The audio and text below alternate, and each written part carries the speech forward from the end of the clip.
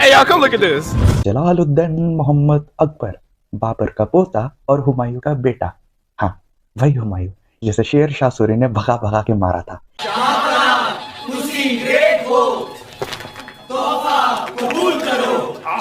ये तो हीमैन है, हीमैन है। इन शॉर्ट, एक भगौड़े का बेटा था ये।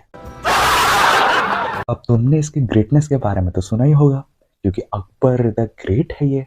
तो चलो आज इसकी ग्रेटनेस की चर्चा भी करें। Greatness number 1, he was a kind hearted king. ये इतना साफ दिल का था कि जब इसने चित्तौड़गढ़ का किला जीता तब इसने 30,000 मासूम हिंदुओं का सर धड़ से अलग करने का आदेश दिया। नहीं नहीं, अभी काइंडनेस खत्म नहीं हुआ है। उन 30,000 लोगों के सर का एक टावर बनाया गया as a symbol of victory. कौन होगा इतना kind hearted? After capturing the fort of Chittor, Akbar mercilessly murdered 30,000 people. Colonel James Todd, a British historian, writes, Akbar measured his success by the quantity of the cordons, the sacred thread taken from the necks of the slain Hindus. And 74.5 a mun is the amount recorded. A mun is 40 kilos, so 2,980 kilos was the weight of the threads of the Janus on the Hindus killed on the dark day. Greatness number 2, ठरकी स्त्रियों को सम्मान देने वाला राजा। अगर कोई महिला सार्वजनिक स्थानों पर अपना हिजाब या बुर्का हटाती है तो उसके लिए ये कानून था कि उसे वैश्य का काम करने के लिए मजबूर किया जाता था।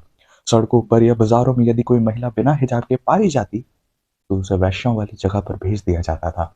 और तुम्हें लग रहा होगा मैं लंबी लंबी फेंक रहा हूँ, ना मुन्ना, मुंतखाब उत तवारिक नाम का एक किताब है जिसे 16वीं शताब्दी के इतिहासकार अब्दुल कादिर बदायूनी ने लिखा था। वहां पे तुम्हें इन चीजों का एविडेंस मिल जाएगा।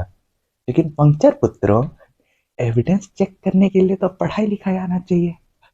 तुम्हारा और पढ़ाई लिखाई तो छोड़ो, अब क्या बोलना। Greatness number 3, my favourite, secularism. Akbar के जितना सेक्युलर राजा तो कोई हो ही नहीं सकता। सेक्युलरिज्म के नाम पे तो इसने अपने एक अलग ही मजहब चालू कर दिया जिसका नाम दीनी इलाही था। वाह वाह वाह वाह वाह वाह वाह। एक्चुअली उसके कुछ 5,000 के आसपास बीवियां थी। ये राजमहल ही था ना, या फिर ये कोई लड़की कहाँ है?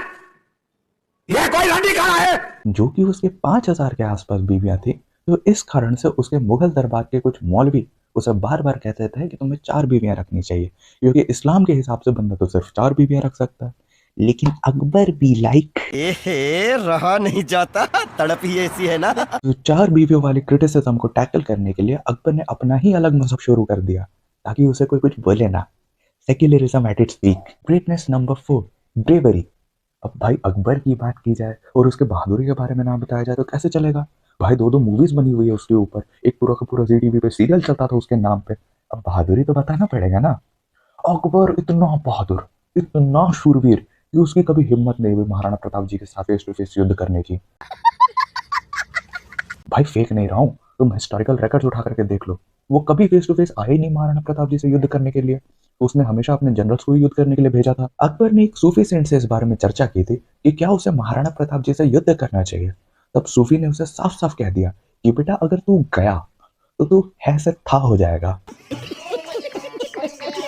और इसी कारण से अकबर ने कभी युद्ध नहीं किया महाराणा प्रताप जी से। अच्छा, तुम लोगों ने सुना होगा एक चीज कि मुगलों ने हल्दी घाटी की जंग जीती थी और अकबर ने महाराणा प्रताप जी को हराया था। इस बात में उतनी ही सच्चाई है जितना ज्ञानवापी को मस्जिद बोलना। हमारे रामलला के आने के बाद चमत्कार दिखना शुरू हो चुके हैं। ज्ञानवापी में पूजा शुरू हो गई और कुछ टाइम बाद मंदिर तो हम ले ही लेंगे। पहले हमारा एक स्लोगन था, काशी मथुरा बाकी है, ये तो केवल झांकी है, काशी मथुरा बाकी। और अब हमारा स्लोगन है, काशी और मथुरा तो झांकी है, अभी 20-30 हजार और बाकी है। और 20-30 हजार में से एक नाम मैं तुम्हें अभी दिखाता हूँ। वाह वाह वाह वाह वाह वाह वाह। इन चीजों को देखते हुए वक्फ बोर्ड ने अपने अंदर की भावना भी व्यक्त की है। आओ देखो। जिंदा मत छोड़ो थाना, हम कोई मंदिर का घंटा है कि कोई भी आके बजा जाता है। अच्छा चलो टॉपिक पे फिर से लौटते हैं। महाराणा प्रताप जी के आक्रमण की ललकार सुन के मुगल सैनिक 7 से 8 कोस दूर भाग जाते थे। मुगल जनरल बहलोल खान को उसके घोड़े के साथ महाराणा प्रताप जी ने एक ही बार में 2 हिस्से में चीर डाला था। और ये भी एक कारण था कि क्यों अकबर महाराणा प्रताप जी से युद्ध नहीं करना चाहता था, क्योंकि उसे पता था जो बंदा इंसान समेत घोड़ा चीर दे वो अकबर का क्या करेगा। क्योंकि उसे पता था कि जो बंदा इंसान समेत घोड़ा चीर दे वो अकबर का क्या करेगा। अब बात इस चीज की आती है कि क्या सच में अकबर ने महाराणा प्रताप जी को हराया था हल्दी घाटी के युद्ध में, तो इसका उत्तर है नहीं। अकबर ने जितने बार महाराणा प्रताप जी का सामना किया उसमें उसे हार का मुंह देखना पड़ा।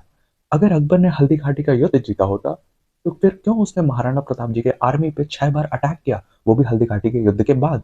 और ये क्वेश्चन मेरा नहीं, ये क्वेश्चन राजस्थान के minister of state for primary and secondary education श्रीमान वासुदेव देवनानी जी का है। और जब चंद्रशेखर शर्मा जी, जो कि उदयपुर के गवर्नमेंट मीरा कन्या महाविद्यालय के प्रोफेसर थे, उन्होंने अपने रिसर्च में पाया कि हल्दी घाटी के आसपास के एरिया महाराणा प्रताप जी ने वहां के गांव वालों को भेंट स्वरूप प्रदान किया था हल्दी घाटी के युद्ध के बाद।